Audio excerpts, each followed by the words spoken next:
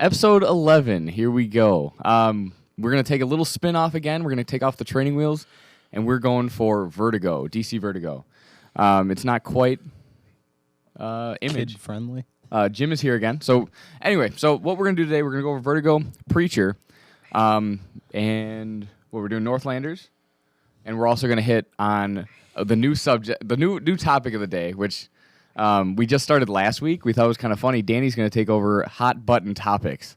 Yeah, I'm ready because I had a disaster in the bathroom yesterday with my beard, and I'm pretty pissed. So you guys are going to see. It looks magnificent. You guys are going to get to see the true Danny.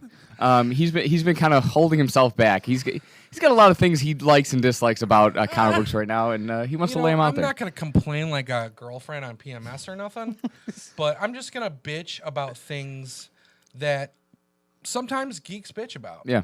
So, and this is stuff that we talk about on a regular basis, but we've been holding it back, just because I felt this should be PR friendly, A little bit.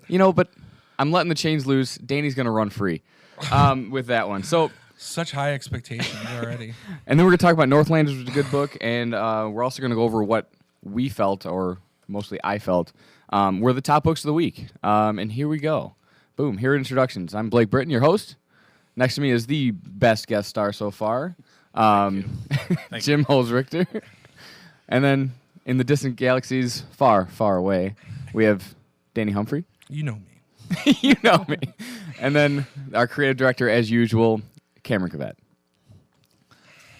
Cool. And here we go. So, what is Vertigo? Oh no! I'm screwing this up. Pop culture, our geek sneak peek culture with Cameron Cavett. Here we go. All right. Well, as we've been kind of realizing every week, there's so much stuff coming out on a day-to-day basis now. I mean, a phrase I've been coining is the geek shall inherit the earth. Yeah. Especially this time of year. Oh, yeah. A little play on words, but not without, good reason. This week, we got a pretty cool Doctor Strange trailer. Figure we'd talk about that first for a little bit. Pretty excited for that. His book in Marvel has been really good. I'd recommend that if anyone comes in to pick that up. Buccletto is amazing. Yeah. Amazing. Hell yeah. I mean, the trailer and the book, as far as I'm concerned. Yeah. That trailer was really off the chain. Yeah. It was only 2 minutes, but from what we saw. Yeah, they're not really showing what I noticed is like it. All right, amazing trailer, I will say, but they're still hiding the fact of what Strange can actually see. Mm-hmm. Right? We read in the books, he sees spirits and everything, in netherworld things. I mean, he sees everything. He's half in and half out, pretty much. Yeah, and I know they've announced. I know Cameron and I talked about it. They announced that that's how it's going to be. They're going to CGI in a lot of those things, and I think that's going to be awesome if that movie turns out to be that way. Yeah, I'm looking forward to it. We don't know for sure who our primary villain is, but I mean, we have our suspects. Of course, there's always the usual suspects. I amongst our friends and a lot of people we know think that it's Dormammu. Yeah.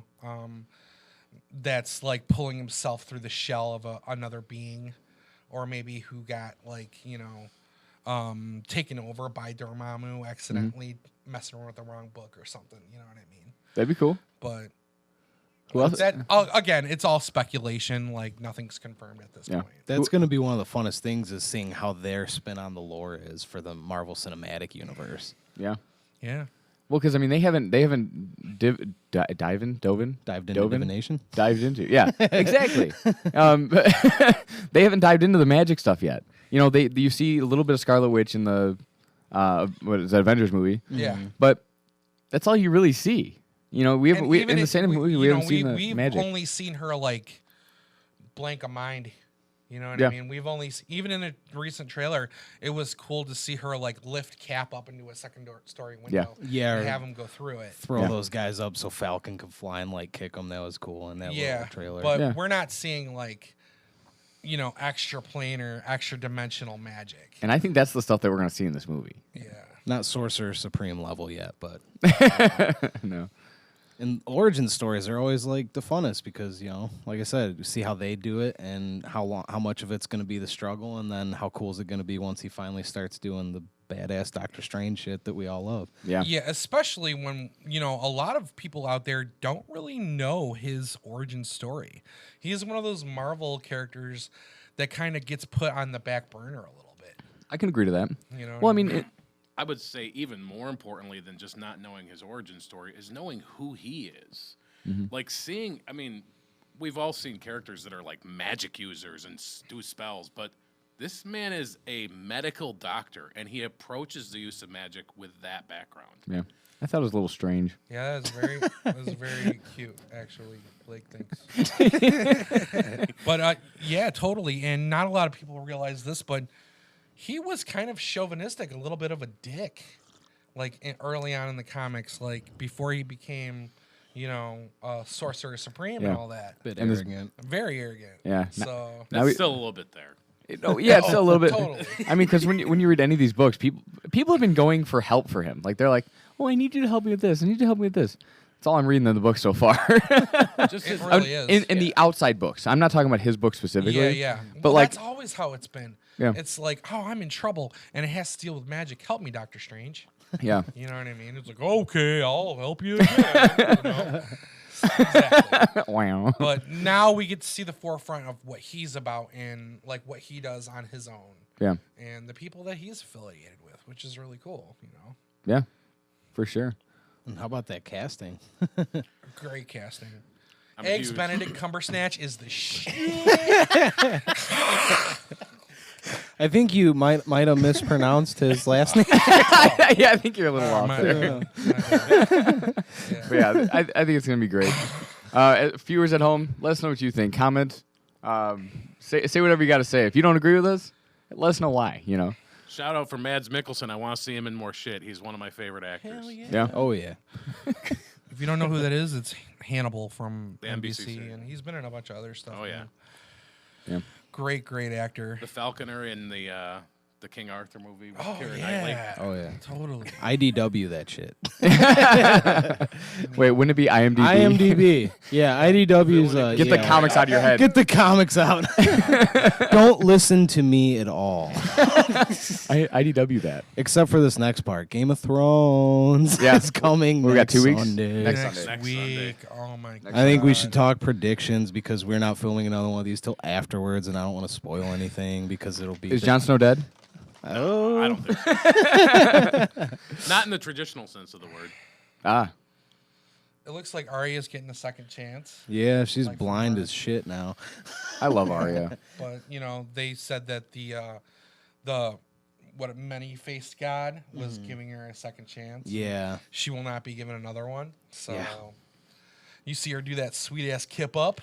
Yeah. It looks like she's getting trained quite a bit. Oh yeah, for sure.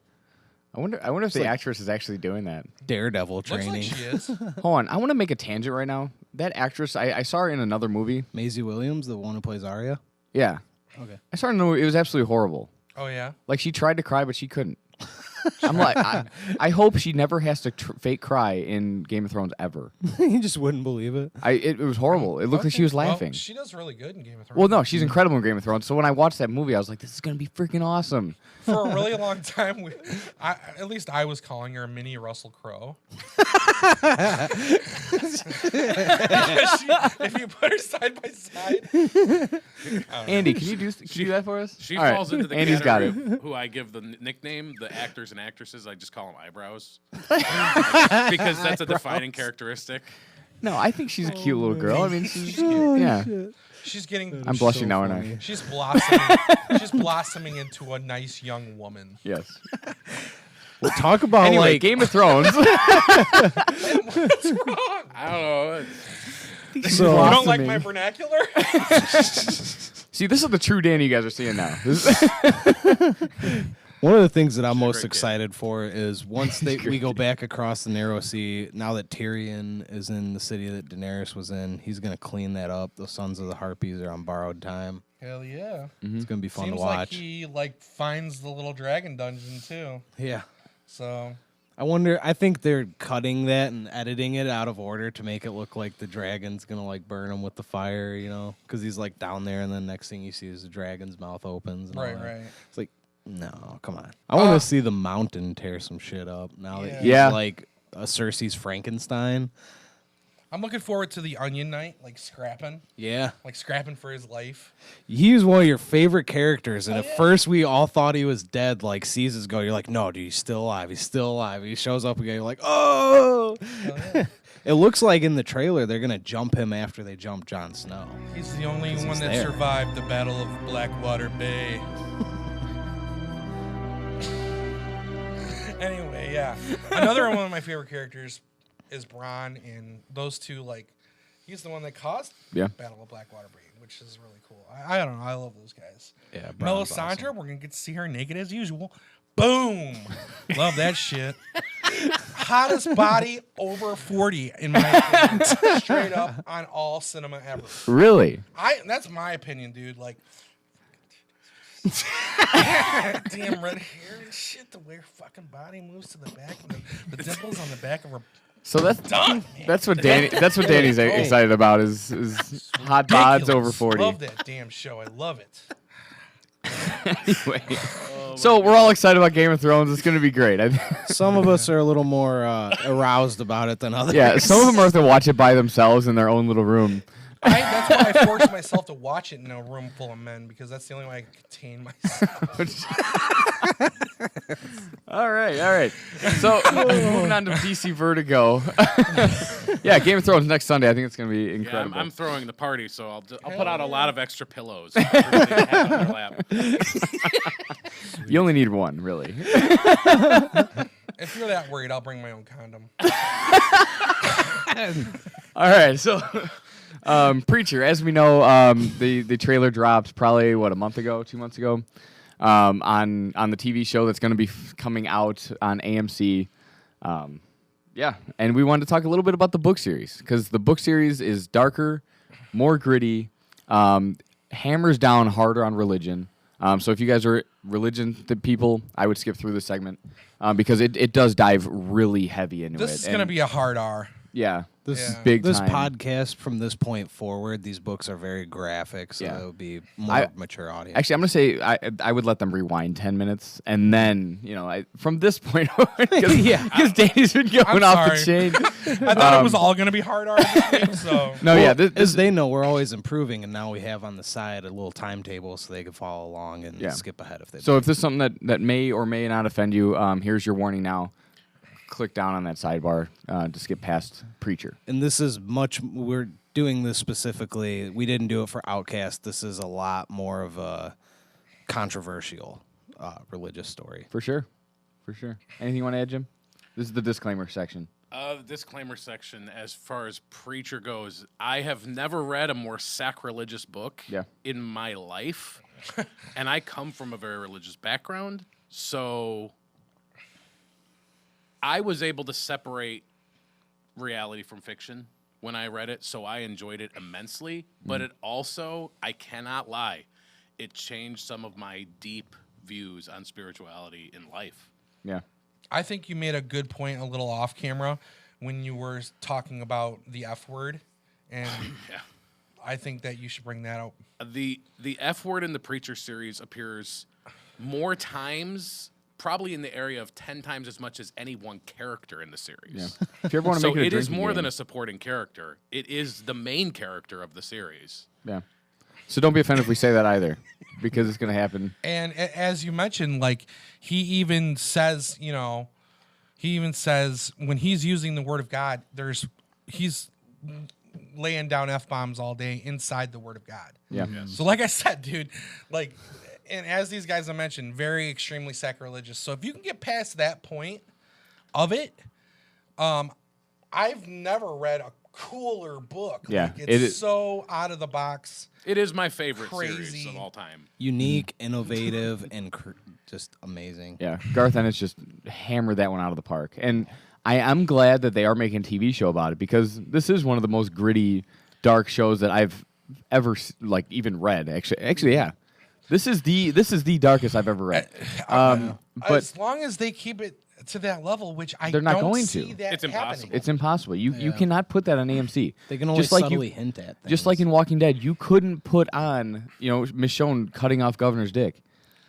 Or gouging his eye out Or- with a spoon, or anything she did to him. And then when she got halfway through it, she vomited Yeah. because she sickened herself. Yeah, but at least The Walking Dead was doable. Like for this, I have a hard time envisioning them like being able to escape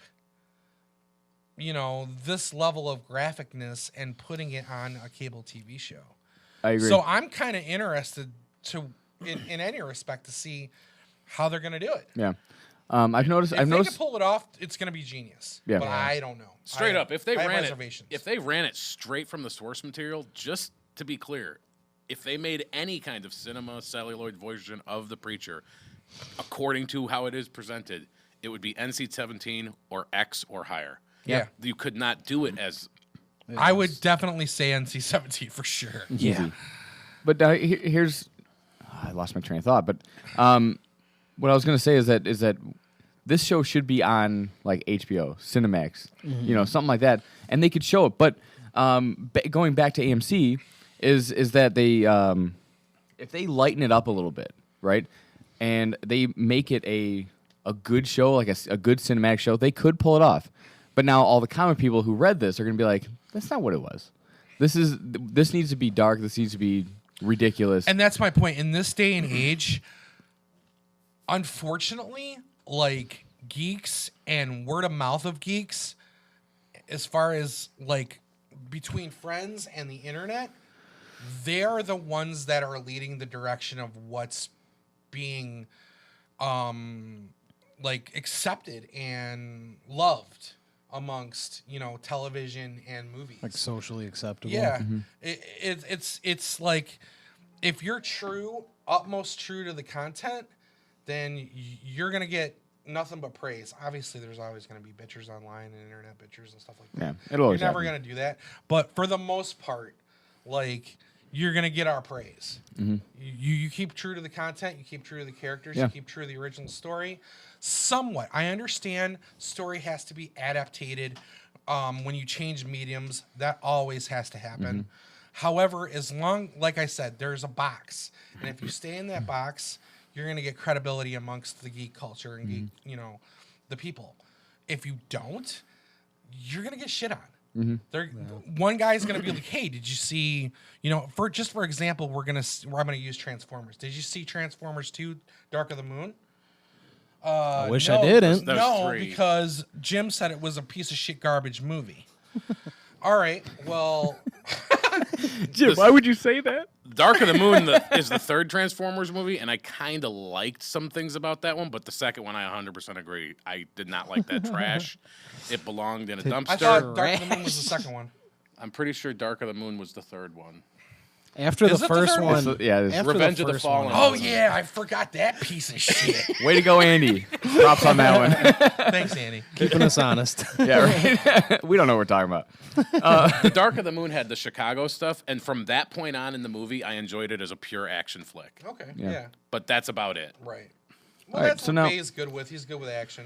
So now, what do you guys think of the actual book? Now, I'd say we get into the dirties. Should we give those don't know the basic gist of the story? Yeah, I think Jim, I think you would hammer down this one the best. The premise of the book, where it starts with pretty much the three main characters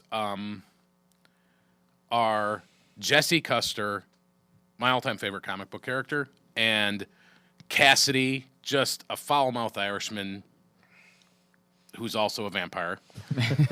Not the Fang kind. He's more of just kind of an abomination, which they deal with that term, Jesse and him, early on. Now, who's Jesse?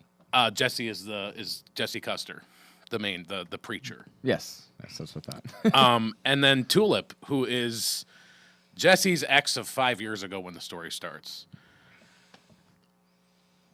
So that's the cast. They're in a diner. The first entire trade is pretty much just kind of slowly getting to know these people, because it was clear from the beginning that Ennis knew who these people were from infancy. when he wrote this story because this story was bigger than them. They just are the characters that we all experience it through.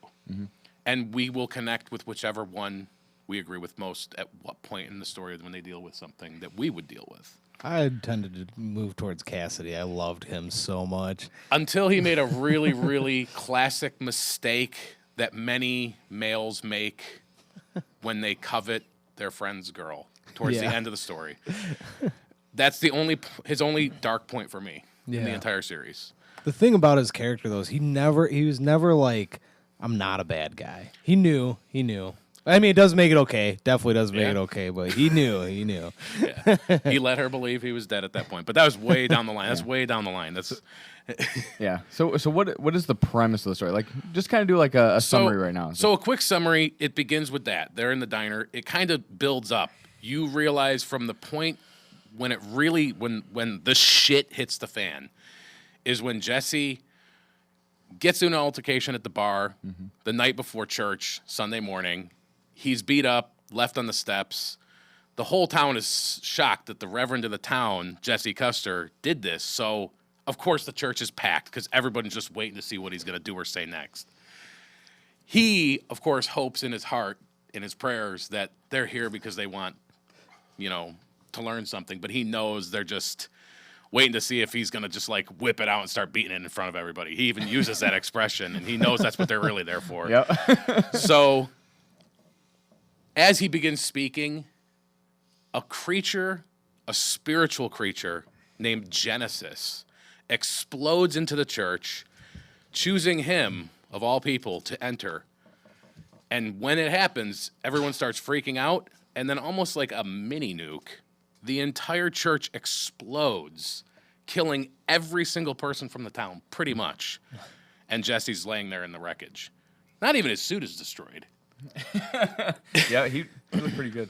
And what Genesis is, you learn very quickly in just the first 2 issues of the book, or / the first 2 chapters of the trade, is Genesis is the spawn of an angel and a demon.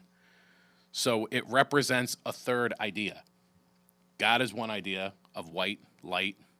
Satan is the second idea, dark, evil. And Genesis is a new idea. So it is just as powerful as both of them. And it chooses to enter Jesse. And that's kind of where the story starts. So it gets, as you can guess, it gets really crazy really quick. There are beings named seraphs. Hold on one second. I want to cut you off. During that whole time, when everybody's in rubble, I mean, it is gory, right? It's gory.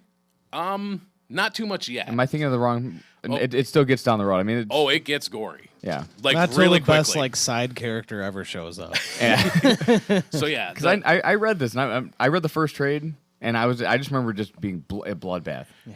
as soon as, like as Cameron mentioned, as soon as his favorite side character and one of probably one of the best side characters that becomes just as much of a main character by the end of the series as any of them, because you get his whole backstory by the end of it. That is the Saint of Killers, who these servant angels they've wake him up from his slumber at the request of God, right? At the request of the angels whose gods has left is in charge. That's right.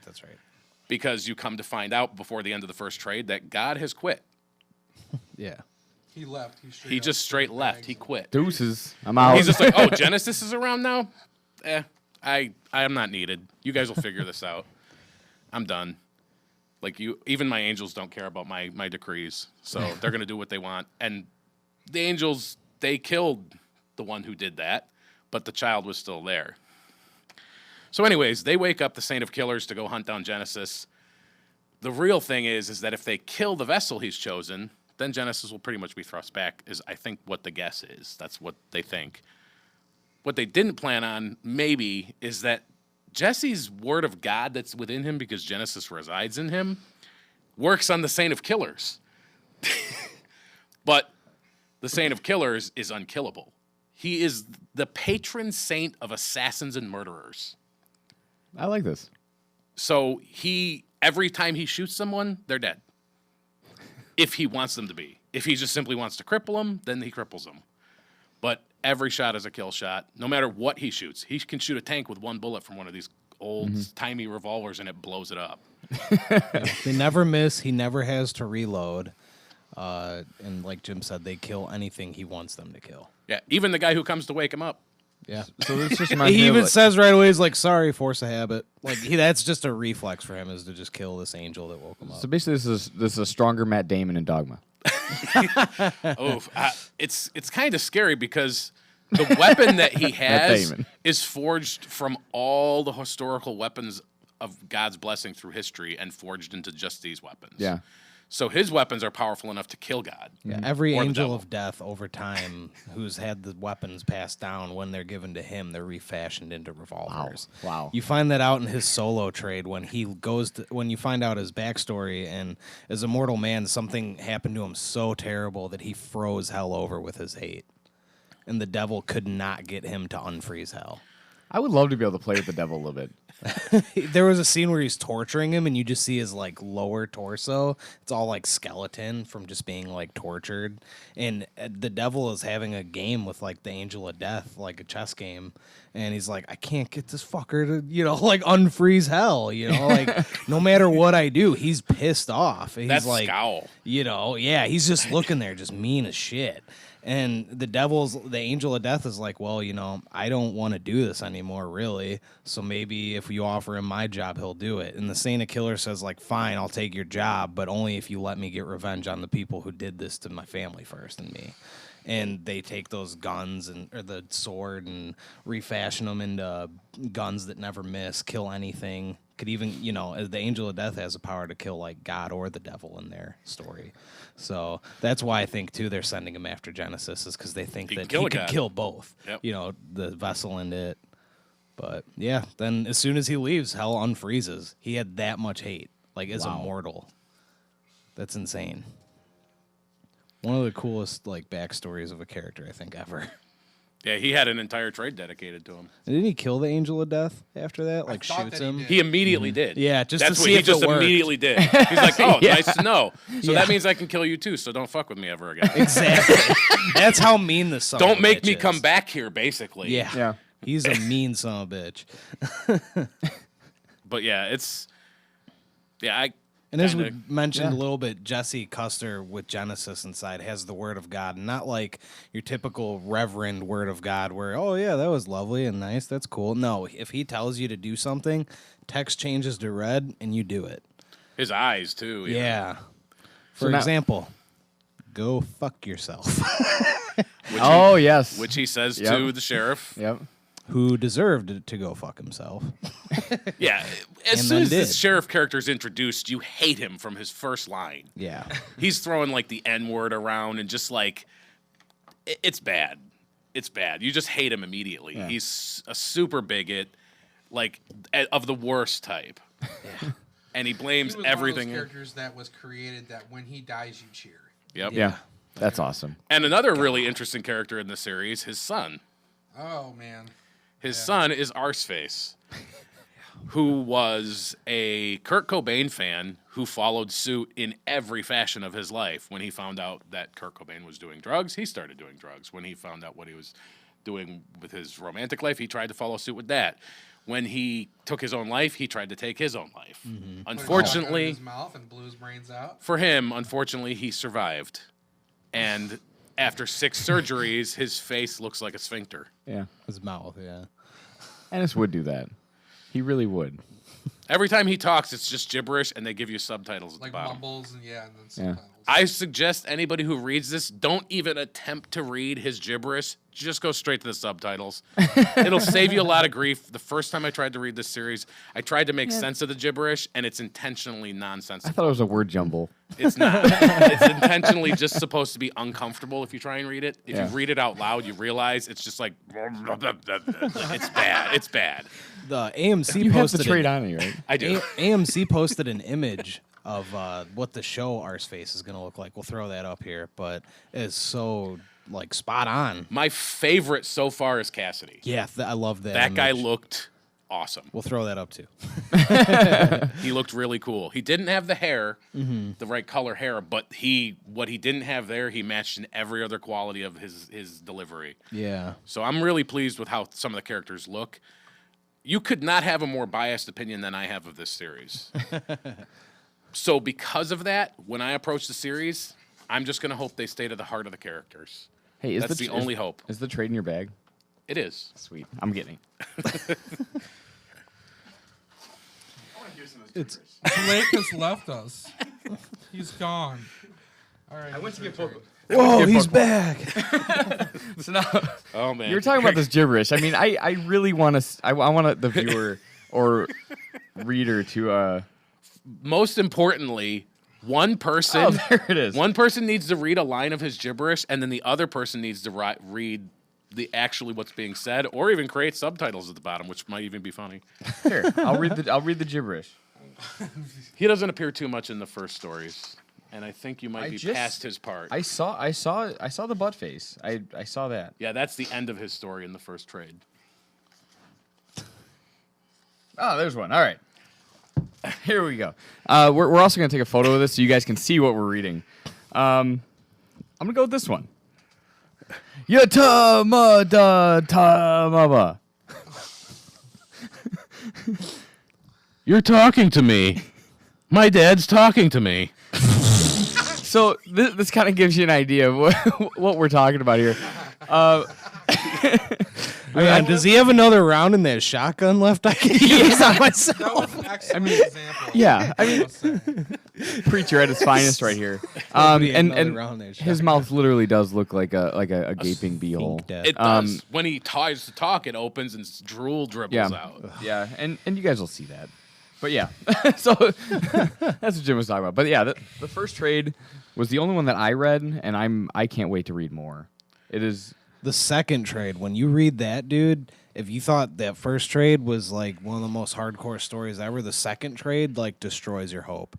It like kicks you down and like whitewashes you in the mud and then like kicks you in the pond to die. But for anybody that wants to quit after that second trade, I promise you there is redemption on the horizon right at the beginning of trade 3. If you can get you will through be it. shocked, amazed, and very pleased. now. Why would people quit trade 2? You because want of- the synopsis because of the of second who trade? Because by the kill. by the end of the second trade, you're just like, dude, like there's nothing but swearing and horrible things that Not- happen. Is it as bad as Crossed? It's on that level. Okay, a synopsis without giving anything Cross away is Bad. I read the first 3 trades. Jesse's family shows up. Jesse Custer's family shows up, and they are horrible people. Think Devil's Rejects meets The Hills Have Eyes, like backwoods, like horrible people. His one uncle or cousin's always cutting open farm animals and like having his way with them, like with wounds he's made. It's gross as shit. And his one like Uncle Jody's like a huge piece of shit who's always beating his ass. He's one of the only people who can beat Jesse's ass. Yeah, in a straight up fight, and Jesse loses the word of God. It doesn't work anymore. It just does. No, it doesn't work on them. on them. That's right. Because they have given their souls to God. Yeah. So because of that, they are not in his court. His word of God doesn't even work on his family. Yeah. which is really hard to watch. Because Like it makes them- him defenseless Cause against them. because they can get over on Jesse, and it's one of those things that's just like, man, like, like, if enough's any enough. time that he ever needed this, it would be now. Yeah. Yeah. You know what I mean? So One of basically, it shows a weakness in One of the sure, things they for do sure. to Awesome. him is they lock him in a coffin so he can't move, and they throw a tube in it so that he could breathe out of it, And and drop it put into him a bog. into a bog. Yeah, so it's just sticking out. So he's Leave him in there for Like 7 that. days at a time, a week, 2 weeks. yeah. When he was a kid. Wow. His grandmother always wanted him to become a reverend. That is why you discover he became a preacher. Because she forced him to. Yeah.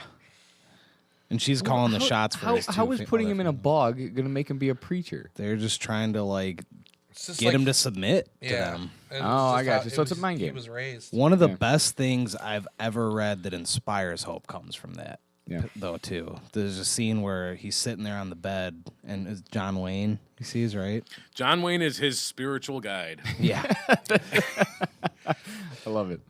And you kind of have to almost think that John Wayne isn't really John Wayne as much as it's legitimately Jesse's guardian angel. Yeah, or his conscience, or however you want to see it. It's, yeah. that invisible little thing that gives him the balls to keep going and like. Isn't the gist words of of that wisdom. like there's a ton of bad people in the world, and that's why you got to be one of the good ones? That is one of the running threads with Jesse that makes me love the character so much. Is that when he was young, his father told him, coming out of the military, and he was a Vietnam vet. His father, he came and said to him, "He's like, you're gonna meet a ton of shitholes out there. Almost everybody is just about worthless, and everybody's bad when you really get the chips down. So you've got to be one of the ones who isn't." And that is like kind of his mantra for life after that. There's a really important message that's in the first trade again. When he first goes to New York, he's like a tourist, and he gets made fun of by Cassidy and Tulip. He wants to go to the Eiffel Tower, or not the Eiffel Tower, the, what's the tower in New York? I know more about comic book universe. Anyways, I had almost Statue of Liberty? I was going to say he the wants to go, Hancock. yeah, he wants to go to the Empire State Building. Oh, that one. And on the Empire State The Building, Statue of there's a conversation he has with Cassidy when Cassidy says, "So we could We're be so staying." fucking stupid. Hold on. I started to cut you off, Jim. But he's still giggling over there about not knowing the Empire State Building. I said I forgot it I too. couldn't think of it. I forgot it too. But I just read that. You know what the so. first thing that came to my head was Sears Tower. That's just I was getting thinking out like there like Stark Tower, the Stark Watchtower, the That Watchtower, just made me really feel dumb as Yeah. shit. Avengers Mansion. yeah. But I just want to throw Is that it in. Genosha? Yeah, exactly. No, that's gone now. Oh, back but yeah, into it's okay. LexCorp. It's one of the more important dialogues between Cassidy and Jesse through the whole series, and it kind of sets the tone of how Cassidy really looks at Jesse from that point on for the whole rest of the series. And that's that he says, we could be staying at a 5-star hotel right now. We could be like having hot babes bring us room service. We could do anything with that power. But at that point, Jesse's discovered that God has given up on mankind and quit. So he says, if I use this power for those things, what right do I have to question him when I come to find him? Because that's who he goes looking for. To explain all this shit. To explain why he quit. Why did you quit us? And he realizes he will have no right to ask that question if he becomes Exploits a it. worthless human being. Yeah. Or does the same thing. And Or just, does the same thing that the devil would do with the power. Yeah. Selfishly use it. So he's that good of a man. I like him. And Cassidy is just like, I think you're not one of the shitholes, basically, like now, after that. But he plays with him still. He teases him a lot. Of course. I didn't expect anything less on that one. Yeah. I love when Cassidy drives his truck into the Santa Killers. He just like goes flying through the window. He had just gotten shot through the chest and pretty much blown open by the Santa Killers. Crashes into him. The Saint does not move. The car bends all the way around him. He flies, lands next to Jesse on the ground and says, I came to save you. I saved you.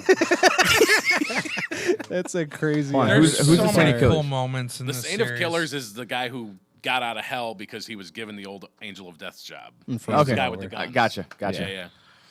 I just want to clear that up for the viewers. I got you. So So what were we going to cool. say, Danny? I'm just saying that is one of a million awesome moments in the series. Oh, yeah.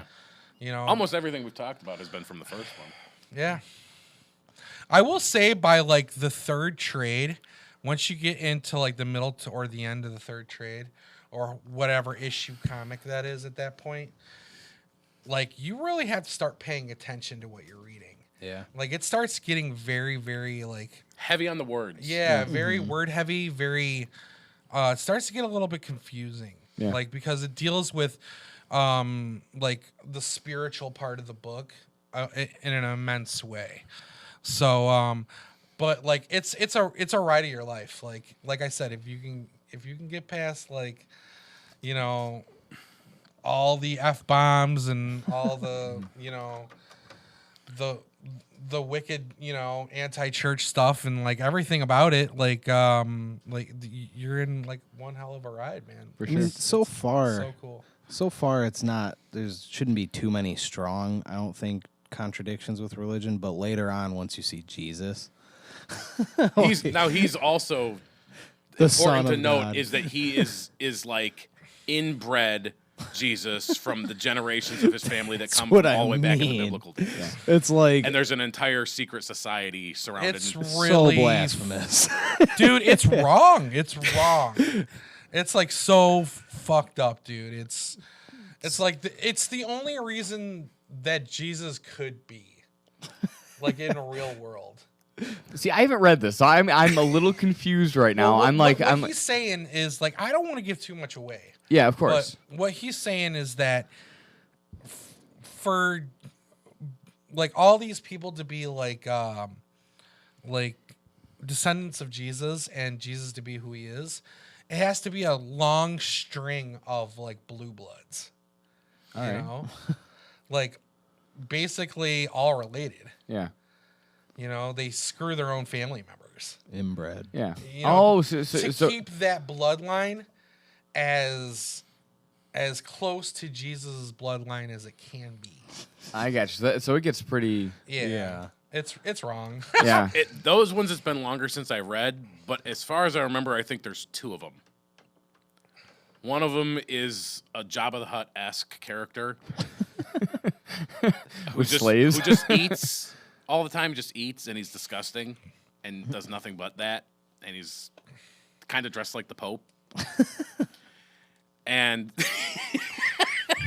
I don't know where to go with this. exactly, It's and kind then of the other one is kind of this disheveled, almost like very invalidish one that is like likes to write on walls with his excrement.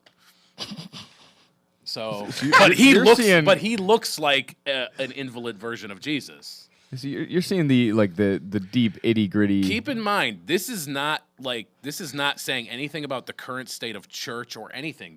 This organization is secret.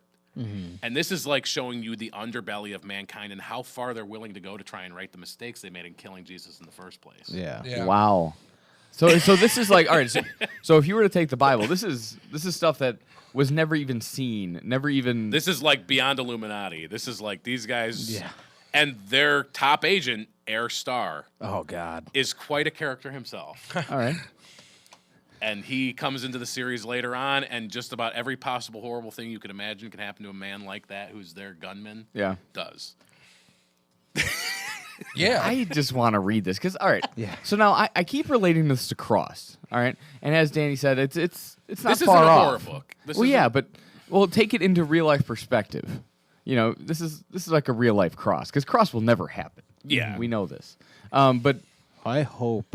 yeah, that's a good point. Please. Yeah. No. But Yeah. but viewers, if you haven't read this, I'm with you. I read the first trade, loved it.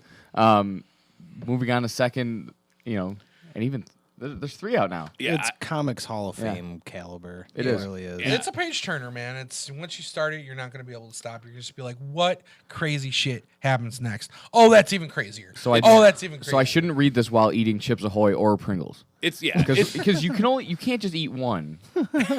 First off, and then once you pop, you don't stop. So like you have to pick one at a time. That's what you popular stuff. That's just the way You it don't. is. You know. What You What I crack like to that do book. is I like to put my trade to like right on the stomach of like of the woman I'm eating. This is the Garth Ennis version of Because Danny once you Elfman. pop, you can't stop. Okay, no. Just went from 6 to midnight. This story is delicious. I had to get rid of the mic for a second. All right. So anyway, so Preacher, we got to watch it. All right, we got to read it. Can't wait to watch it. What about like one last?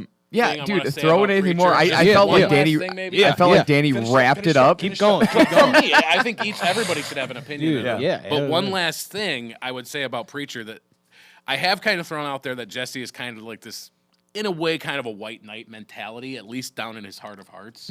But he is a human being, and he is fallible. I mean, like we already brought up, he unfortunately tells a guy to go fuck himself, and he literally does that. But he tears himself off. That was in here, right? Yes. And then I read that. they even talk about that later, and Jesse's like, yeah, I didn't really kind of mean for that to happen. Didn't think about it. I'm kind of like, I have to be more careful with these powers. But Yeah. again, later, he does punch someone in the face, and when he does it, he says, fucking die. And some cop is just like, wow, that's one hell of a right hook. Because the guy just drops dead as soon as he punches him when he says it. Reminds me of a mantis shrimp. Oh man, do you You seen remember those the things one punch? that It's he? the first one punch. Yeah. Well, the thing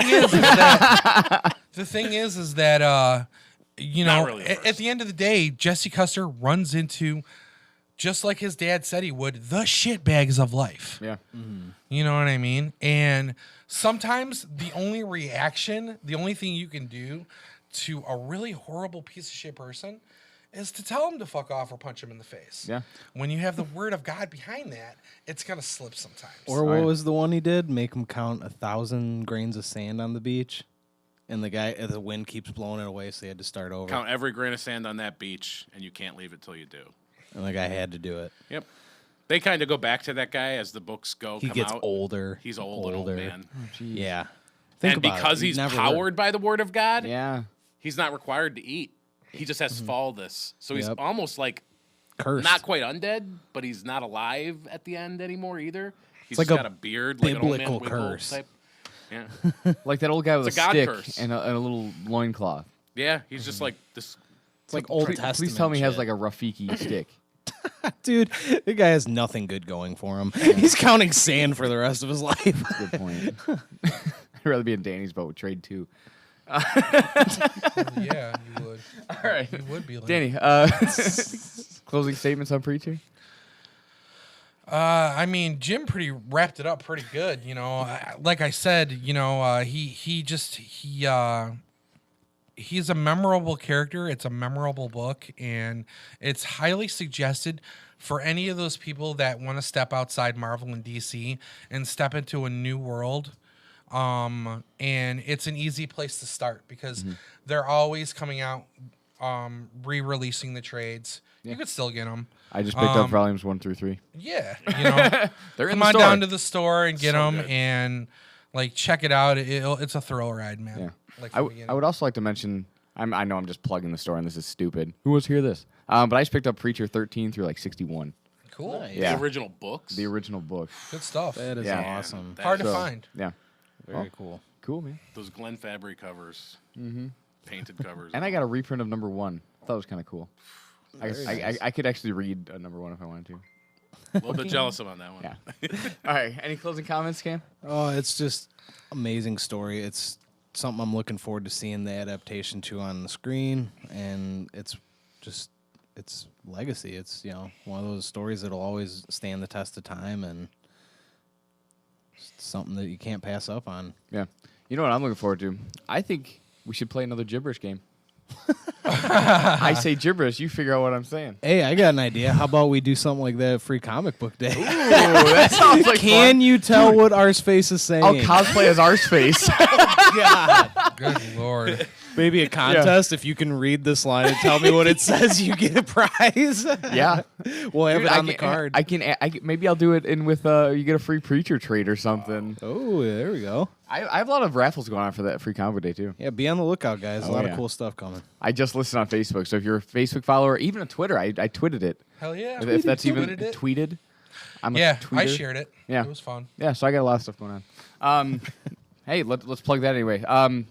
If you want to follow the podcast and you haven't, if you know somebody that wants to follow it, give them the link. It's on our Twitter at theheroesedge.com, and it's also on our Facebook. So We love your likes, but we love your shares even more. Yeah, man. shares, The more you can get subscriptions. us out, the better. yeah, because we feel we got something good going, and that's not just me being arrogant. We have a good crew, and we want to spread the We voice. have fun together. Yeah, we do. We have fun. That's so cool. It's a good time here. So, anyway, we just did Preacher. Now we're going to take a little break from the Vertigo, and we're going to go into Danny's hot button topic. Dude, you look pissed. That's why I wore my skull. Shit. So here we go, Danny, for the first time. Coming Hold on. off ya. Just the disclaimer continues on through Danny's hot button topics. So if you don't want to listen to this, it's going to be vulgar. It's going to be amazing. I'll try to keep it as civil as I possibly can. But some of these things get to me, Like I think of it at night and I'm in my bed and I'm, staring at the laptop with my pillow and I just start slowly fucking losing it, man. I start thinking about things and I start thinking about things that don't belong in comics and I just start breaking. I just take big sticks of wood and I just start breaking them in my bed. Like big logs. Just like I go outside and I get like a mess full of sticks in a pillowcase and I just break them. To alleviate tension. It gives me slivers. I have problems, but I'm not. It's something to. I've seen the sticks. He's got pillowcases just hidden in his closet of sticks. In any case, yeah, some of this stuff. The reason why we've come to terms with doing this little segment is because on the show, obviously, we have tons of respect, love, and admiration for writers, the writing, comic books, anything geek in nature. There's a reason we love this. Goddamn, this is why we're here. We love it all. It's fun. We live for this stuff, It's not just a hobby for some of us. It's a way of life. Yeah. So, along with a way of life, there is good and then there is bad. Like with any group of guys that you have around, and when it comes to talking about geeks, when it comes to talking about comics, there's always going to be a little bit of a negative connotation when you bring up certain subjects. Yep. And that's what our hot button segment issue is about. Yeah, and that's the main reason we put this in there, because every time we're on an episode, we agree about everything. We say, this is awesome, this is awesome, this is awesome. Even when we hate stuff and we're all being a little cynical from time to time, we hate the same things together. But they're making you mad, Dan, is making me dead, too. Yeah, but after every segment, Danny's like, man, I just want to talk about how bad that was, and I want to go off about this, I want to go off about that. Danny, maybe we should. And that's really what it came down to. That was after last episode 10. Things you should be mad about. Things we should be mad about. Yeah, and honestly, I don't want this to come off like a Peter Griffin's grind your gears type of thing, but it's a little bit more closer to home when it comes to comic readers and stuff like that. The first week, one thing. Yeah, one thing. Just pick one awesome. Yeah, the one thing I'm picking for week 1 is death of major characters in comic books. Like how they don't die, or that they always die? The fact that these comic book companies keep doing it. Mm-hmm. And to me, it's become the catalyst to the destruction of some of these characters and who they are and the stories behind them. If you look back from the 60s, 70s, and into a major part of the 80s, you didn't have any death. Mm-mm. There was no death in comics, okay? There was millions of stories that happened. Love has been lost. And I'm not saying there was zero death, but major characters, it didn't happen. No. Like love was lost. Superman. People were kidnapped. People got hurt. People got rescued. It actually mattered. It mattered when it happened, and it was important when it did, but it rarely, if ever, did. Yeah. Okay. The last big deaths that made any kind of sense to me in the 80s were during Crisis of the Infinite War. When Supergirl and the first Flash, Barry Allen, gave his life for the entire universe, and it broke the Silver Age and brought us to the Bronze Age, like the Bronze Modern Age of comics. That was a damn good reason. Yeah. He sacrificed himself for an entire universe, and the character in real time didn't come back until I want to say, 2006 or something like that? Yeah. Like, he stayed gone for 30 years. In real time, that character died. Yeah. You know what I mean? So it meant something. And then I'm going to bring it up. the reason why it all started happening is because of the death of Superman. Yeah, because that sold so many copies, more than any. I mean, in the '90s, a lot of copies sold in general. And But that's such you bullshit. throw in a death. Oh, but then you revive him. It was literally. That's how mad I am. Wait a minute. It was even literally dead. DC's excuse because they had run out of ideas and they were like, we want to be on top. We want to break Marvel. We're tired of being second. Yeah. Let's just do this. Yeah, and it was huge. It was god awful trash. It was a piece of shit. And you know, like it I collected it. Everyone did. People still buy that bloody ass black bag slag piece of shit. Dan Jurgens wannabe fucking bullshit. But anyway, the nap of Superman. you know, Yeah, and it's that's like, really oh, what it you was. suckered us in because you got a map and you got like his little armband with the bloody S and you got like a card. It was crap. And then what happened? You got like 4 fruitcakes that pretend to be Superman afterwards. It was ridiculous. Yeah. So anyway, yeah, he ended up coming back to life, and it was just a whole big gimmick thing. Mm-hmm. And then from that point on, it was like one after another, man.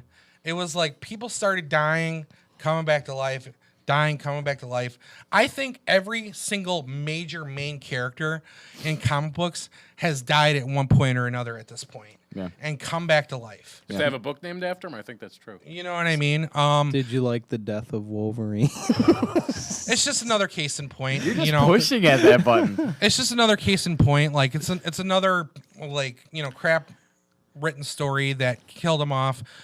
But you know, and yeah, he was in a lot of books. But that's one of those characters that's just like, okay, so you mean to tell me you can kill off Cyclops, you can kill off Nightcrawler, you can kill off all these superheroes from DC and Marvel, and then you're gonna kill off a character that shouldn't be able to die? Yeah.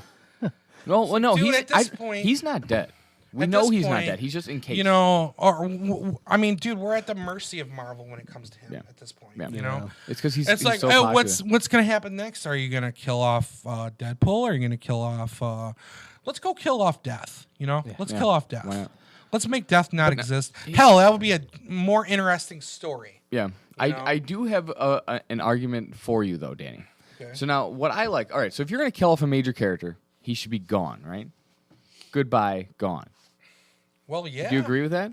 I So mean, now, if you're gonna go to that point, I mean, if you're writing, if you can't think up as a writer, as a comic book writer, if you can't think up a more tragic story to get readers, if you can't think up anything other than having to go to the point where you're taking the character's life in order to sell, yeah, then you better do it right, man. yeah. So like, all right. So say they killed Wolverine in a proper way, right? Something that was glorified. It was awesome. He actually died, not encased in adamantium, which is stupid. You know, but it was a great death, right? As a Wolverine fan, you know, you're like, that's sad. It took you in, but now they have replaced him with X-23, right? We know that. Now, I think that's the proper fashion to kill off a character. Well, you kill him off, and then you have I don't something have a follow problem up with him dying with a character that's similar. being encased in adamantium. The reason why I had an issue with Wolverine dying is not only the fact that he did die, and the only reason he He's did not dead. die is because they stripped him of his powers, and he didn't really. Oh have yeah, any they stripped him right before he that. didn't have any healing factor ability at that point because he had some kind of celestial bug that was inside his body that was keeping his healing factor from doing anything except keeping that bug at bay. And that's how he died. Yeah.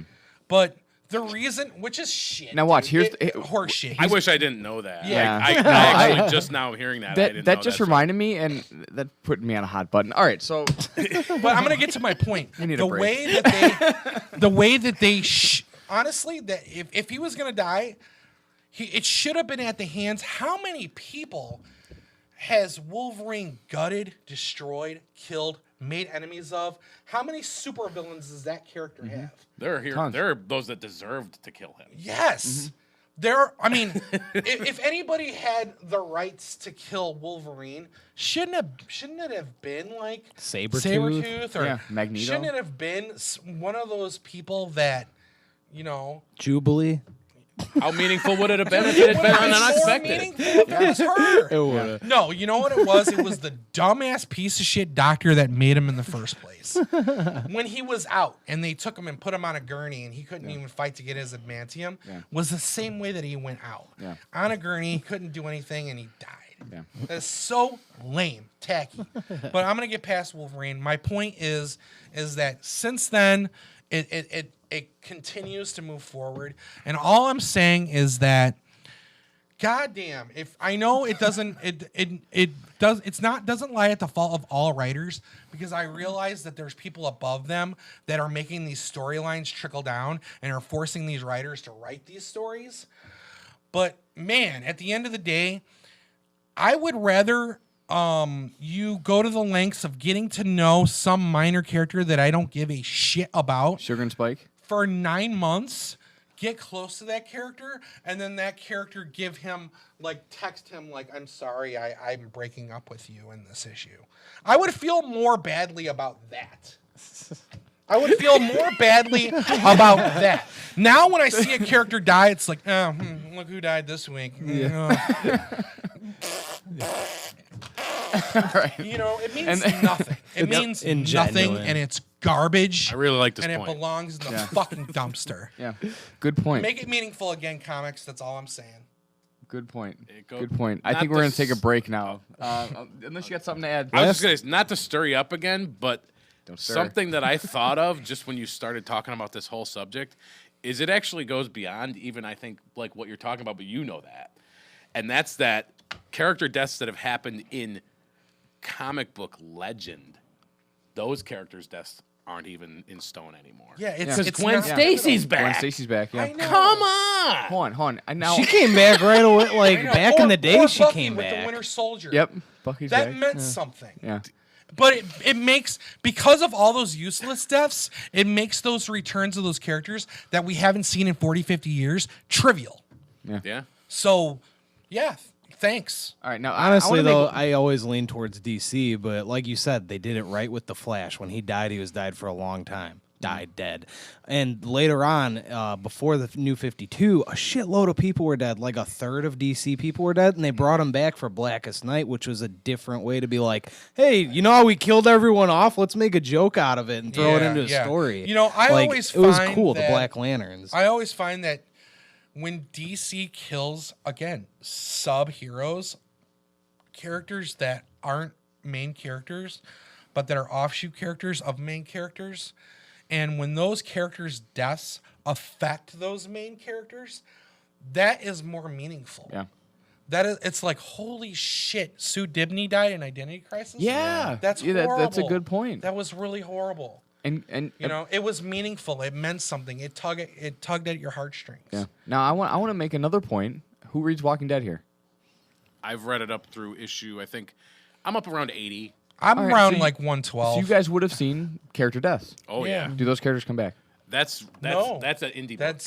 That's why. But the point is but that that's this is why how it it's should be. meaningful. It's meaningful because now if somebody dies in The Walking Dead, it's treated with respect. With respect, and if they come back as a walker, now that's pulling at heartstrings because they knew this character. They were really close to this character. A point that Danny had made that I really liked was the long-term return. Yeah. Then it actually does have meaning. Yeah. I agree with that. Yeah. I agree with that. But what I'm getting is that person's dead.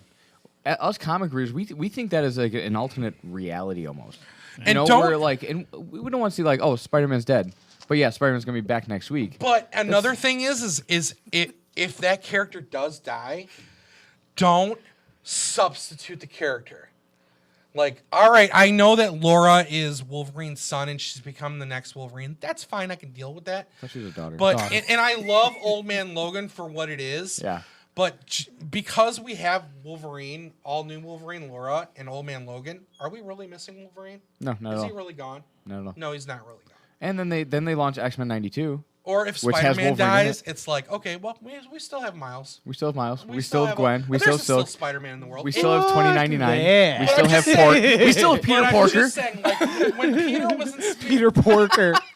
when Peter was in spirit form and Otto was in his body, was Spider-Man gone, or did we have something to latch onto until Spider-Man At came out? first, it seemed like he was dead, like, because he like erased his memories from the body and everything. And then only later on did you find, and it was rough, dude. Like that issue 700 of Amazing Spider-Man where they mind swap and he's in Otto's like dying body, and he's like, "Guys, it's me. The villain tricked me," and everyone's like, "Fuck you, scumbag!" You know, they think it's Otto, and you're like, "No, that's Peter. Don't. What are you doing? Stop! Oh, he's dying. I remember that. All I'm saying is that there was never a point where we didn't have a Spider-Man.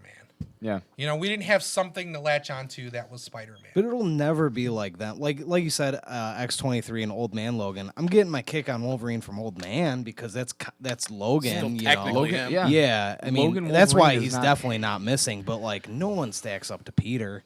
Like, what's his name? All the power, none of the responsibility. Scarlet Spider. He's cool. But okay, yeah, but Scarlet's what cool. my point is that if you take this Spider-Man in this suit and you take this Spider-Man in this suit and you give them both to an 8-year-old and tell them that this Spider-Man died and you only have to read this one, I think that 8-year-old's gonna be fine. Yeah. I think the 8-year-old will be just fine. I am not an 8-year-old. I understand. No, you have a but great I'm only point. making a point. I'm saying that like these In their people- mind, there's still one around. Yeah. And that's what's keeping the you don't miss the character. The death needs to be a little bit more impactful, is what I'm saying. Yeah. If the character's gone, fucking get rid of them. Yeah. Well, and that was my point with indie books. It's like, hey, they're dead, gone. See ya. You might see an apparition of them of And some it's like, kind. yeah, but- that means that like if your favorite character dies, holy shit, dude, that sucks. Yeah. Yeah, but that's why they throw new characters at you. That's why you throw new characters with new superpowers, with new, keep something fresh. Don't be like, because Amazing Spider-Man, right? We have how many titles going right now with Spider-Man? I'm gonna say at least 5. Mm-hmm. You got what? I'm not gonna count them. It doesn't matter. The point is Spider-Man's been started in the '60s. How long do we need Spider-Man? Well, No, no, think of something cool, All right, like- now that's something I don't necessarily agree with. I think we can have Spider-Man forever. Well, yeah, we could have Spider-Man. I'm just saying. Think of something new and cool. That should be the title of his next book, Spider-Man Forever. All right, but anyway, we're out of time with that topic. Yeah, We I got think a I've point. made That my could be a point. whole show, Yeah. I think. Good hot button. That could be a We're gonna whole take a show. break. We'll be right back. Welcome back. During the break we did decide that we were gonna cut out Northlanders. As sad as it is, Cameron and I decided that we're running low on time. It's already been an hour and 10, hour and 15. We went a little longer than we thought. So, what we're gonna start off right now on my picks for last week. What we thought was good, I'm gonna move this over by you because I'm gonna start splashing stuff. God damn, Rin. Oh, Dameron. Oh, god damn, Rin. All right, so my very best pick of last week was. Oh wait, we'll do that later. A great one was Monstrous. All right, Monstrous number 5 came out. It dives deeper into the supernatural, dives deeper into the demons, dives deeper into the fantasy, and it's becoming more and more like Saga. If you guys are Saga fans, Monstrous nails it. It really just gives you that feed of the initial ways of Saga, but a little darker, a little more supernatural going on there. I know I pick it every week, but it actually I picked it as the best book I thought was going to be this week. It turned out not being the best book Oh yeah. Yeah. Then why did we just talk about it? because I'm doing like a notable Honorable mention. honorable mention to Okay. Monstrous because it was such a great book, but It's clearly like probably your current favorite book. oh easily. I mean, That's why. I think if any of our viewers go back and see how many times you mentioned Monstrous, that would be clear that you love the book. And Yeah. it's great. I understand what you're saying. Sometimes as when you pick up weekly, you're like, oh, sweet, like Sinestro's out or something finally, or, Monstrous, and this is going to be great. And you're like, oh, well, it's kind of a filler issue. Well, it's like next one. This was every issue's been good so far. The only thing is it's their character building. Yeah. It is the beginning, and yeah. What issue is that? It's number 5, Okay. and the trade should be coming out next month. Nice. So- Getting some for the store? Oh, of course. 'Cause I didn't get those in individual issues, but since you talk about that one a lot, I might get to trade. It's one to hit. That's cool. So honorable mention there. All right, second honorable mention. I'm gonna stick with Image again. Black Road. I have it right in front of me. You'll see pictures kind of pop up here, guys. So Black Road, if a any, number one, right? If any, was it? It's a number one. Yeah, this is number one. So when I read this, right, they say, oh, it's a black mystery book. I wasn't sure what that meant, right? Black mystery. So it turns out that it's very religious, right? Okay. They bring out religious history to a T, but they make it dark. If any of you guys have read Goddamned, No. there's a book called Goddamned by Image. They take, well, first off, Goddamned. All right, so they take religion, and you get to see Noah. You get to see, Oh, okay. what's the other guy's name? It's escaping me right now. But you get to see them in their, like, grotesque forms. Like, I don't want to say grotesque. Like, they're deep, dark forms, right? Noah is, he's walking around as pretty much a merchant, trader. But he kind of like rips people off all the time, you know. So it's like a dark reality tale. If this were true and this just happened to be Exactly. a bad version of it. Exactly, yeah. Okay. And I figured this was fitting for this one as well because we just talked about Preacher. It kind of has the same way. So Black Road hits the same thing, except different stories, different characters. All right, so if you're into that kind of like the, I want to say twisted religion, it's kind of a book for you. Honorable mention just because it was a great story, regardless of what the information was about. I like books that do that, like Outcast, and they'll take a religious background for their setting and change the theme to supernatural fantasy. Yeah. If you just try to take it that way and you just, let go of your, like, just for a moment, just try and ignore what you see, don't let it bother you. Sorry, I just watched Andy hit his elbow. It's hilarious. I saw it too. I was just trying not to ignore it. Come on, Andy, you ruined the show.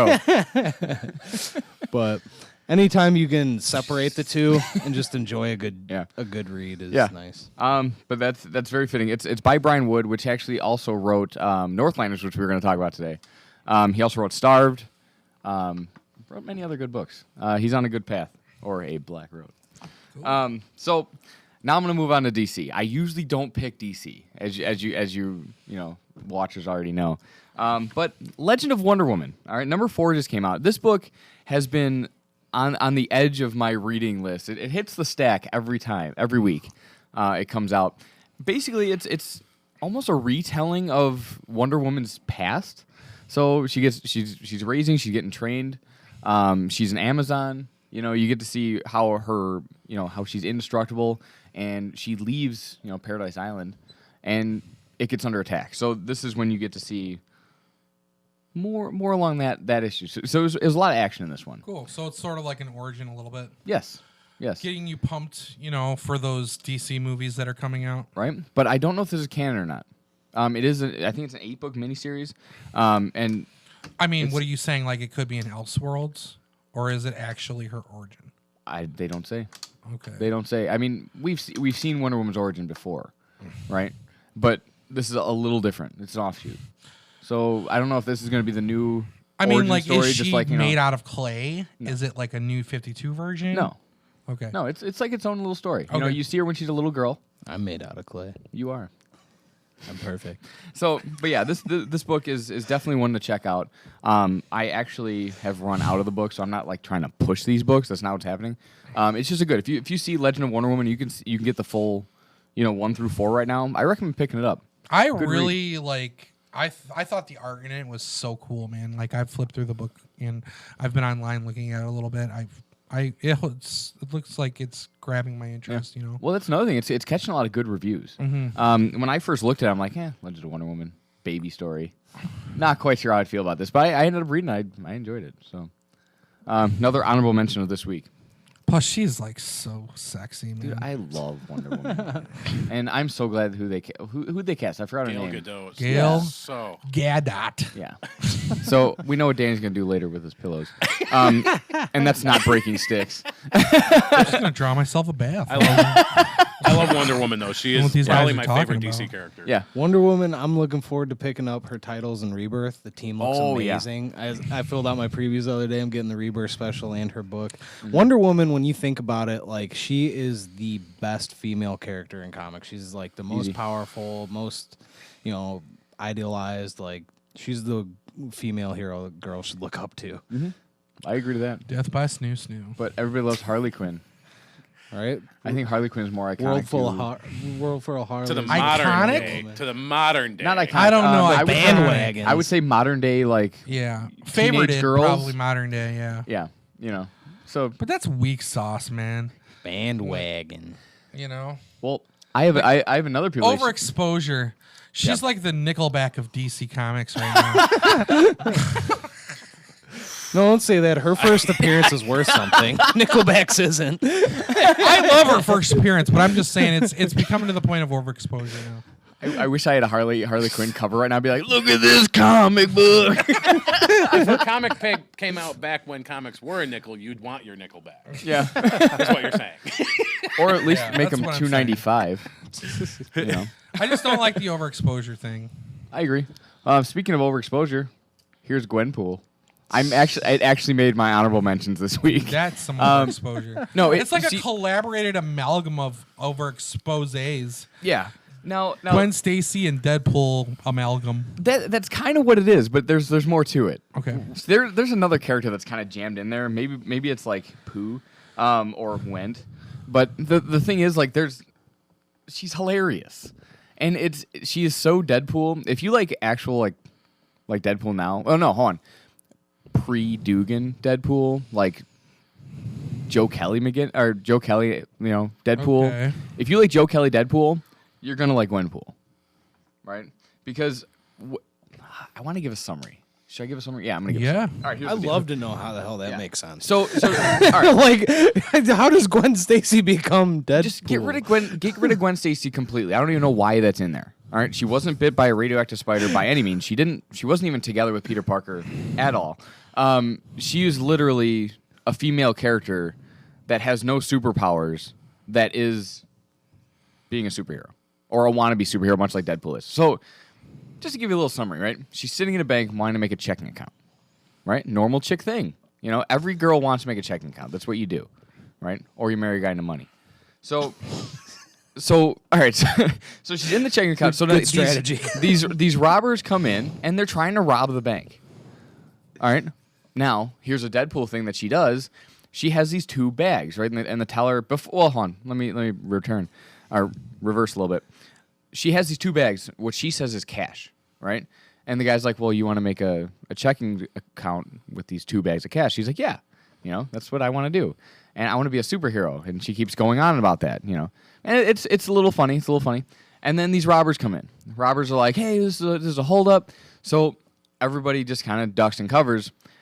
Little did they know, they had Gwenpool's costume in the bag, along with a bunch of machine guns, right? And grenades and all sorts of fun stuff. So she pulls this stuff out, and she's like, "I'm going to be a superhero." And she, like, you know, pulls out all these guns, and then she ends up blowing up the bank. It's one of those things. You know, like, it's that Deadpool kind of, like, shove in there. Like, she has quirky remarks. She has good intentions, but she screws it up because she blew up the bank. She did stop the robbers, though. But then since she blew up the bank, she ended up getting arrested. But she is Gwen Stacy with Deadpool's powers from another universe. In a galaxy far, far away? No, there's no Gwen. Is her name Gwen? Yeah, why is it Gwen? They didn't actually say her name. At least I don't But remember. her hero name is Gwenpool? Yeah. So I don't know if that's like two people that she loves. Maybe she loves Deadpool and she loves Gwen Stacy, and she just My wants to thought be like was that Gwenpool. She stemmed from variant covers. Gwen Stacy, all the Gwen Stacy variant covers, all the Deadpool variant covers, mix mash. You know, they made a funny thing that they did variant covers with this created superhero, and now they made this book, and they're trying to do something to make this character real. Yeah, there is no Gwen at all. If anything, it should have been Squirrel Pool, because she is more like Squirrel Girl than she is Gwen Stacy. To me, Soon enough, there'll be a fucking Squirrel Pool. You wait. You know what? If there's stems right now, if somebody makes a Squirrel Pool, I am going to laugh hysterically. to me, and laugh. like, as far as I'm concerned with this whole thing, they're reaching. They as are. far as I'm concerned. They are. They are really reaching. I feel a But hot you know button what? coming. And the only reason Yeah. that they're reaching I'm getting is hot. because of Where's the the only button? reason that they're reaching is because they're like, okay, we got all these guys that like Gwen Stacy, we got all these guys that like Deadpool. we need a hot chick like Harley Quinn, but on Deadpool status. So let's make Gwenpool, and then we'll have all these Campbell variant covers. And we'll make a fuckload of money. It's Marvel trying to like. Scotty Young will do a cover, Right? You know what I'm He already saying? did. Let me already defend this a little bit though. Okay. She blew up a bank. She's kind of funny. I want you to read Dugan's Deadpool. No. Good. Because I haven't read Deadpool since Joe Kelly and McGinnis. Well, that's Good. not true. And- I've read some stuff. and Since those are good Deadpools, right? We're not getting a good Deadpool except for Spider-Man Deadpool. That is the only good Deadpool we're getting right now. yeah, I'm willing to give it a try. I'm not saying that like I'm a 60-year-old guy and I don't like these new. I don't kids' like music. these new. Yeah. You know, I'm willing to give it a shot, but like I said, from my nature, from my core, it feels like they're reaching. Yeah. No, I agree, but I think they reached to a good spot. I like cartoons. I love cartoons. That's my medium for when I like to draw. I like to draw cartoons, and that sounds like a cartoon story. It is. Yeah. And for sure. to me, that might be the thing that's the greatest redeeming quality of it. It Yeah. might be really fun and funny. So Right. For sure. it sounds like that's its appeal. And It is. I think to think of it as anything but that, then you might be looking too far or too Yeah. hard. If you're But looking, I if you're don't looking want for to a come off misogynistic in any like facet, but very rarely do I find a woman that's as funny. But now I will say though, what it seems like It's Marvel's not to doing. say that there's never any, but it's just few and far between. Yeah. Well, I want to say I think what Marvel's doing right now is trying to expose more women and females in general into comic books. Jesus, I mean, like they're doing a good job. Yeah. Hold on. No hot button yet.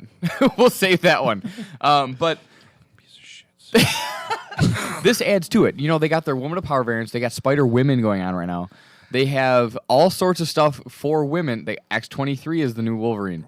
You got She-Hulk leading A-Force. You got Mighty Thor as Jane Foster. You have all this women stuff, And none of them compare to Wonder Woman. right? Sorry, And what? that's a good point. But this is the only one that I think actually targets them Yeah. because, like, Spider-Gwen. Okay, girls love it, right? That's So why it's like good girl comedy. it's a good comedy in general, and I think it's female oriented, to be honest. I gotcha. But Okay. I think it's a good book. All right. You know, I like chick stuff. chick stuff. I dig it. I got I long like hair. chicks. Point is, it when I You know, I'll go, I'll let before them I go read down this on me though, every now and the point is, before I read this, I thought it was gonna be absolutely horrible. It came out making my top 5 of the week. So That's cool. That means it was a pleasant surprise. Full of Yes. shit, And everyone. I'm kind of curious to read it. yeah. If anything, try it, pick it up. If you don't like it, you can come and slap me in the face when I'm at the counter. I don't care. I'll read Yeah. it. I've read worse. That's true. You know, I'll even so- give you a promo copy, and I want a summary from you next week. Okay. I mean, How's if I'm that going to sound? get homework right now, then that's fine. Danny's getting homework, and let's hope it doesn't make hot button It'll be issues. next week's hot button. So you gave me this wonderful. That's my hot button for next week. All right. But on to And I don't like comics anymore. yeah, I quit. I'm walking off this panel. But that face. Let's talk about Squirrel Girl some more. Do you know that she's actually beat Wolverine in a fight? I don't know. She's pretty anything powerful. about her, She's and I was beaten pretty Thanos happy in a about fight. that. Do you know that? That's because it's a joke comic book. It's like It's Howard the Duck. You don't expect anything good to come out of Howard the Duck. Dude. Gwenpool. You don't expect anything good to come out of Gwenpool. But it made me laugh, and I'm. But you're gonna Howard make the me Duck is read a it. legend. But you're gonna make me read it. You don't expect anything good to come out of it, but you're I making me read it. didn't until I read it, and now I expect something good, and I don't expect it to make hot button topics next week. Okay. Case closed. So, all right. Steal a line You need a from stress Admiral ball. Akbar here, Danny. It's a trap. It's a trap.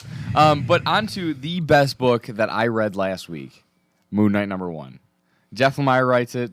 Was it Greg Smallwood, I think is his name, is the artist. Absolutely amazing. All right, so as you all know, Moon Knight is multiple personality disorder, or was it DDI or DID or something like that. Now, Jeff Lemire put him in a mental institution, an insane asylum. That was like the best thing he could ever done, and I'm just going to summarize this because I want everybody to be able to pick it up because it's awesome, is that he is imagining every time he's been with superheroes or he's fought crime, right? I don't know where he's going to go with this because Jeff Lemire does incredible work, as we spoke about with Descender. And Old Man Logan. Old Man Logan, and he's Extraordinary X-Men. Extraordinary X-Men. We talked about how he brings like a twist to every book that he writes, and he nailed it. He's killing it on the comic scene right now. Yeah, 100% I love nailed his it. odd perspective. He kind of looks at everything. He doesn't kind of look at it from the completely other side, but he kind of comes at issues sideways, Yeah. like a flank. So yeah, I have nothing but good things to say about it. So if you Might be needed in Central City. Who yeah, knows? was that in our head or was that? I'm on my way. No, that was a thing I just took care of. I Nice. moved so fast you didn't see it. All right. So anyway, if you haven't read it, pick up a copy, read it, find your local comic book store, read it. Go on whatever apps you guys use, because I don't use technology. These kids. These today. kids these days, they don't like the paper print. Read it. I don't care how you do it, but read it and comment somewhere on our segment. Tell what you think about it, tell me, because this is my segment. Give us any Read it. kind of feedback, man. Yeah. If you think that I need to lose some LBs, let me know. Get back to me. You want to see that wonderful hair under that hat there? Let us know. No, you're the jolly man that brings the joy to our lives, Danny. Fat people are supposed to be jolly, right? Where's Jared when you need him? All right, but yeah, that's it for my picks of this week. If you agree, you disagree, tell me. Comment below. We have gotten comments below, and we've done a Star Wars things for you guys. We've done certain things. We even Our back issues. They wanted some history. We gave them some yeah, history. we listen to you guys. We give back. Oh, we're definitely looking for any kind of ideas for shows. I mean, we always have ideas that we love and we're going to come up with, but we're not looking for that. We're looking for what you guys want to see. Yeah, So, because we have almost 40 subscribers right now. Tell us what you think, guys. Hit us up. But as usual, that's it for this week, guys. Hope you enjoyed our banter. I know this was a little more mature than we normally do. We did new hot button topics with Danny. Let us know what you think about that. I mean, this is something that we want to do every week. And if you don't like it, yeah, let me know. Why would we man. keep Like, it, you know? If I'm too much for you and you want to boot me off the show, let me know. I can use my Sunday nights back. Fuck these Yeah. guys. but that's also another point with those tabs on the side. You guys can always skip segments that you don't like. We just added that in as well. What about my comic of the week? What was your comic of the week? I picked 5. I'm looking forward to Extraordinary X-Men Oh, number 9. get out of here! We're about to do that. Oh, okay. You just cut Jim. All right. You cut in line, Danny. I'm looking forward to Extraordinary X-Men number 9.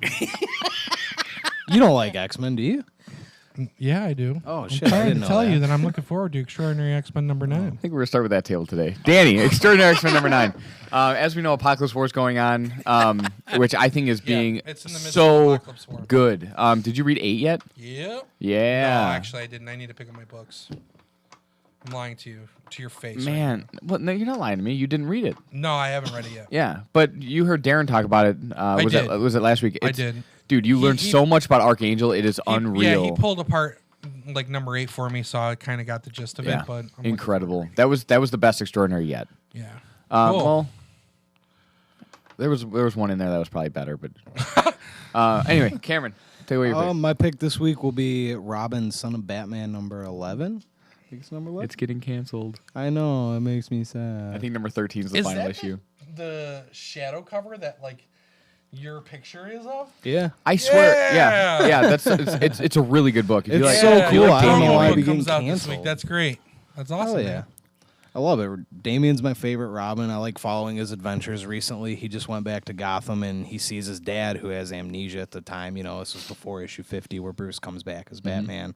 And he's like, he's got his own thing going on. I need to leave now. You know, like, when he's ready, he'll come back.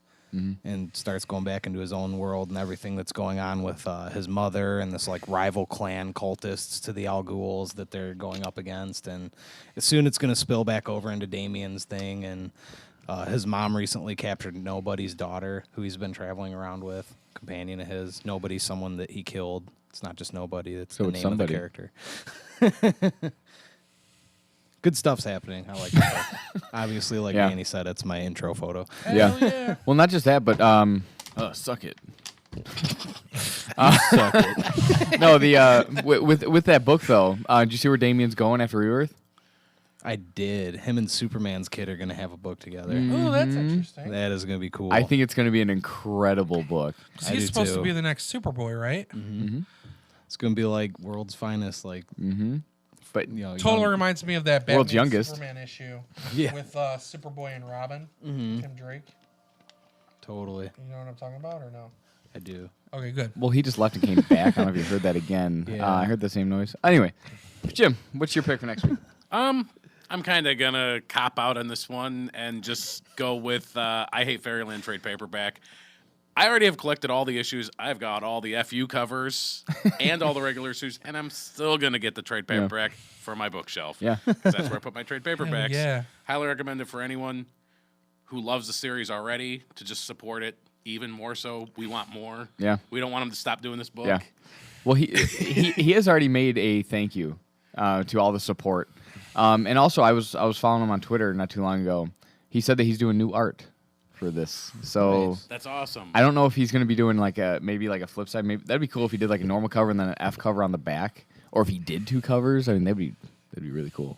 I wasn't able to order two covers, so I don't know if it's like I don't know what he's up to. That doesn't strike me as his style.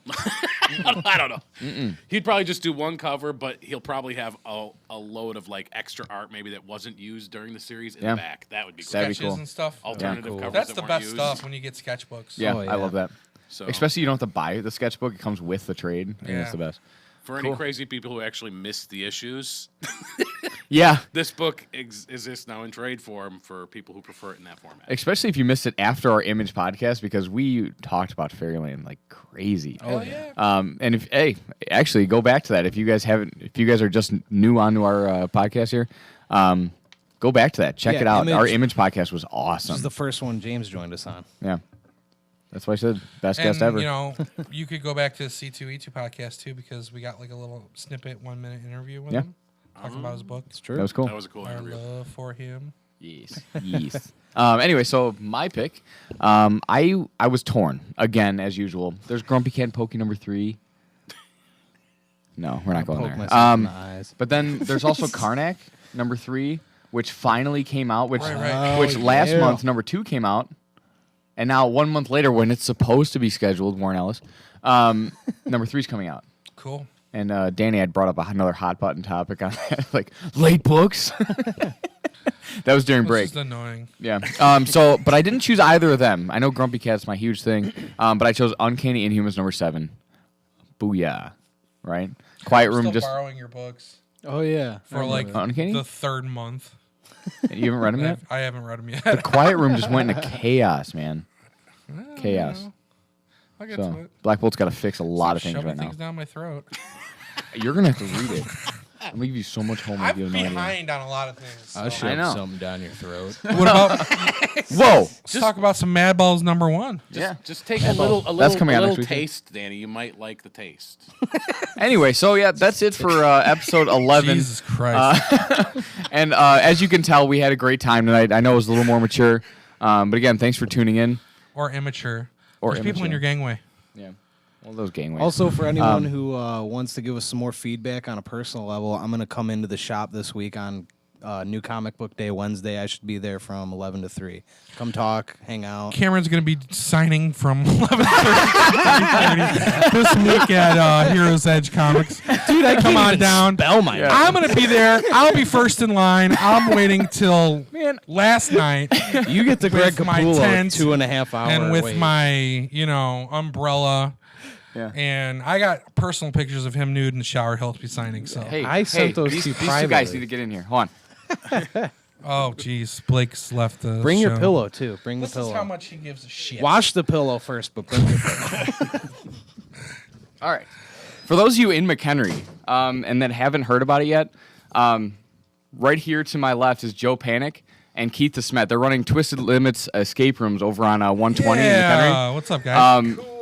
Hey. Yeah, these guys nailed it out of the park with these escape room things, and we went through it. Actually, all of us did. except It was- you went through it. Too, I haven't Jim. tried it yet. You haven't Yeah. tried it, but we went through I'm going to. his escape room. we went through it rest so of us difficult. did. It was so much awesome. fun. Very Yeah, cool. Really well put together. Great time. yeah. So, is there anything you guys want to say really quick? Sorry for hijacking the show. Oh no. Yeah, if you're listening, Twisted Limits Escape Rooms in McHenry. If you're into live action mystery puzzle adventure, then come on, try it. Yeah. Great fun. These guys are hardworking dudes. They made it great. Let me tell you. They're really cool, awesome reconstructions of like rooms that you have to do puzzles out of. The one we did in particular was like a governor's room. Yeah. And it was a governor's office. And there was hidden passageways. There was crazy puzzles. Really everything all challenges over you. the room. When you first go in, you don't see anything. It's all a completely normal office. And then everything goes awry from there once you start figuring out It's puzzle pretty after nuts. puzzle. I recommend you guys Kind check of it blew out. my mind, actually. It was pretty amazing. Yeah, for sure. First time I'd ever done one, I thought it was pretty amazing. Yeah, definitely. Cool. Well, thanks again, guys. We'll see you next week. What are we doing next week? How about Inhumans? Ooh. See the other side of the coin with the green Wait. fart gas? We could do Inhumans. Now, Yeah. wait. Also, Darren's last episode is next week. But he's going to have fun picking that apart. Maybe we should do Inhumans versus X-Men. Our first versus battle for the fans? I'm digging it. He's mean going. it- He's going down. Are you already predicting his death then? Is that why it's his last? Well, no. Make it memorable, otherwise it's shit. Yeah. No. I got him. I got this. Cameron, you on my side? I got Inhumans. I'll take We're it. killing off Darren next week. Yeah. But he's gonna come back the week after, so it's kind of like it's not really a big thing.